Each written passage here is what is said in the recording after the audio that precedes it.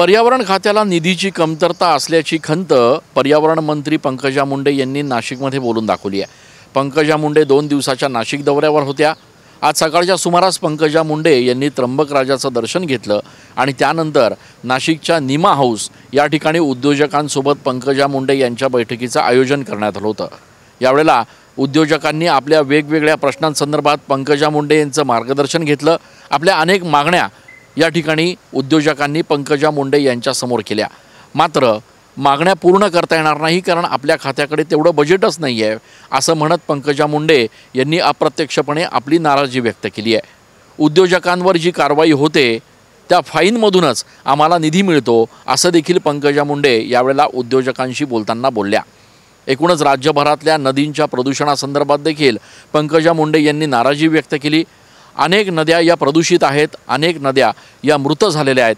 त्यामुळे फक्त घाटांचं सुशोभीकरण करून प्रश्न सुटणार नाहीत तर या सगळ्या नद्यांचं प्रदूषण पूर्णपणे कमी करून त्यांना पुन्हा एकदा पुनर्स्वरूपात प्राप्त करायला पाहिजे अशा पद्धतीचं देखील एक वक्तव्य पंकजा मुंडे यांनी केलं आहे। यासोबतच राज्यभरातल्या STP अर्थात मलजल निःसरण केंद्रांवर मोठ्या प्रमाणात प्रदूषित पाणीच लोकांना पिण्यासाठी दिलं जातं आहे। त्यामुळे ED प्रमाणे या ठिकाणी देखील धाडी कराव्यात अशा पद्धतीच्या सूचना देखील पंकजा मुंडे यांनी या बैठकीत केल्यात। आपल्या 2 दिवसाच्या बैठकीमध्ये पंकजा मुंडे यांनी देवदर्शनासोबतच आगामी सिंहस्थ कुंभमेळ्याच्या पार्श्वभूमीवर नियोजित कामांचा आढावा देखील घेतला। नाशिकच्या नंदिनी, गोदावरी या नद्यांच्या प्रदूषणाबाबत त्यांनी वेगवेगळ्या तज्ज्ञांशी यावेळेला चर्चा देखील केली। उद्योजकांसोबत करण्यात आलेल्या चर्चेमध्ये पंकजा मुंडे यांनी त्यांना अनेक सूचना देखील केल्या। आगामी काळात सिंहस्थ कुंभमेळा असल्याकारणाने आपण पुन्हा एकदा नाशिकचा दौरा करू असं आश्वासन देत पंकजा मुंडे यांनी काही STP प्लांट अर्थात मलजल निःसरण केंद्रांवर थेट व्हिजिट देखील केली आणि त्या ठिकाणची एकूण परिस्थिती देखील जाणून घेतली।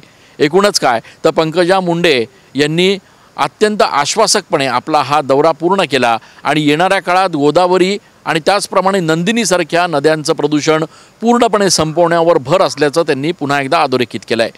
कॅमेरा पर्सन आकाश शेवलेसह मी चंदन पूजाधिकारी TV9 मराठी।